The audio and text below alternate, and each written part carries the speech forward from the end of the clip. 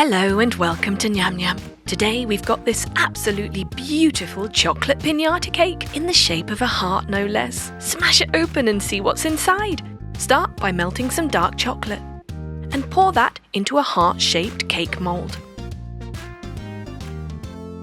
Swish it around to coat all the sides.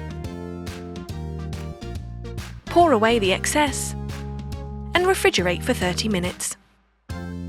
Meanwhile, get some chocolate cake which is the same shape and pipe on some whipped chocolate. Close it up with a second layer and more whipped chocolate. Sprinkle on some M&Ms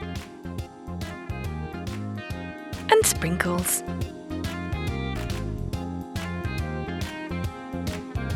Now get your heart-shaped piñata. The chocolate is set, ready to place over your cake. And paint on some gold powder. This will give it an extra special look. Wow! Look at that, so shiny! Now drizzle some melted dark chocolate onto one corner and some small pearl sprinkles, and stick on some larger ones using the melted chocolate as glue.